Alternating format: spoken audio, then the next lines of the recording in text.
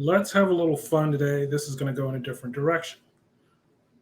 Today, we're going to be talking about artificial intelligence, not from the standpoint of technological curiosity, more from the standpoint of how you can use AI to start answering questions you have about traveling, about whether or not MGTOW is the right road for you, about passport bros. I want to take this very huge tool and use it for something that's very, very specific. And in this case, we're going to be sharing our screen in a second, but it's important to understand if you've never really explored AI, you're probably first thing that comes to your mind is something like the Terminator, a robot that's doing random things, potentially ominous things, depends on how much of a conspiracy theorist you are. That's not what AI is these days. AI is software, and you'd be amazed at what it can do, but also what it can't do.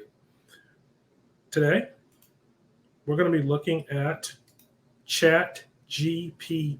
And if you've never looked at ChatGPT before, well, you need to be trained to create, and it transforms. I don't know what the transformer part means. I guess I could ask that, but again, not going down that rabbit hole. It refers to the underlying architecture and methodology used in training the language model. GPT is a type of transformer model. Okay. Oh, wait. Here we go. The transformer architecture is a type of neural network architecture that enables the model to process and generate text by attending to different parts of the input sequence. It's a type of neural network architecture, a brain, that enables the model to process and generate. Okay. What it spits out. Generative, pre-trained, figures out what exactly gets spat out. Okay, I get it. Different parts of the input sequence. Interesting. Now, that was me running down a rabbit hole. But let's just take a quick look at some other things. Very random questions. When's the best time to travel to the Philippines? I don't know what it's going to say. This is purely cold reaction. Tropical country, blah, blah, blah. Dry season. Okay. I was sort of curious if it was going to say anything.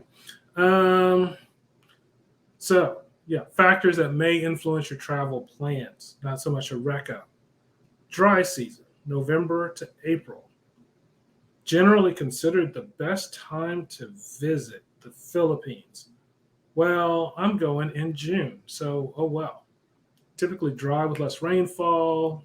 Interesting. Wet season, which is when I'm going. Increased rainfall and higher chance of typhoons and tropical storms. Yikes. While the rain can be intense. Okay, let's see. This is part of the fun of ChatGPT. What's the weather forecast?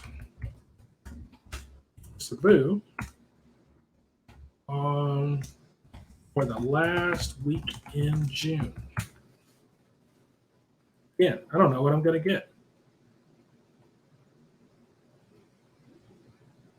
Okay. I apologize, but as an AI language model, I don't have access to real-time data or the ability to browse the. You don't have the ability to browse the internet. Okay, so here's a limitation of this AI tool. While it does a lot, it does not have the ability to browse the internet.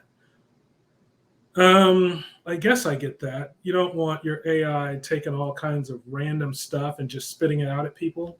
As an aside, I did see a clip about AI, and it was funny because they were trying to teach AI how to respond to blogs and comment section types of things.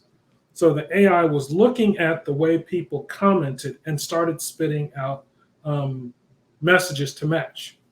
Initially, it spat out very generic messages because it hadn't really learned how people talked.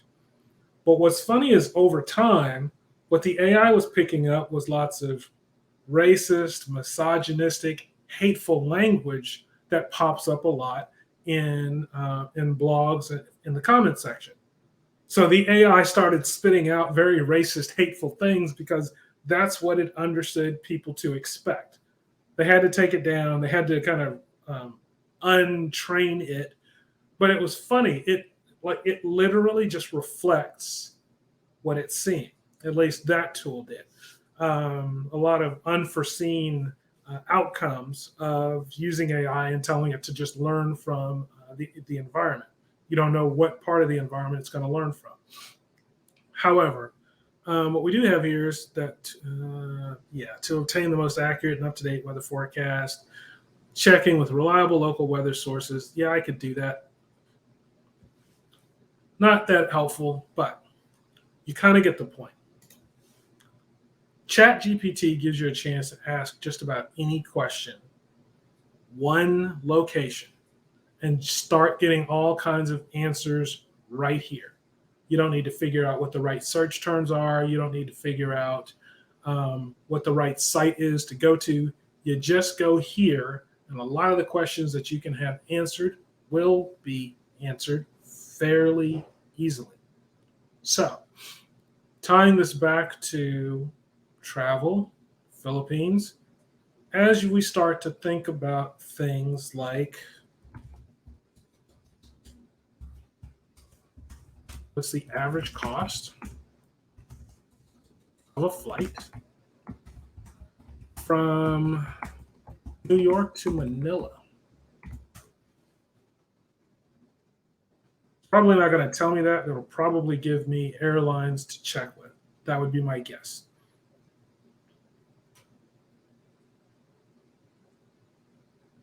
Of course, it can vary, yada, yada, yada.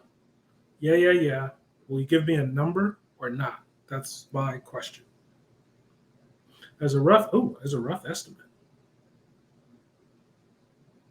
Okay. Only one L. Yeah, okay. So I misspelled it. Big deal.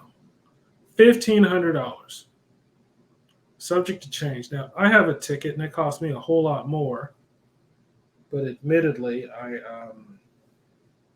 I didn't book with any deals. And when I was looking at a ticket months ago, it was around $1,500. So notice, $700 to $1,500. Another question you might want to follow up with is, what's a reliable airline for traveling from New York to Manila? What are hotels? What are the top hotels in Manila? You kind of get the idea. This is an incredible tool for getting answers to all of your questions.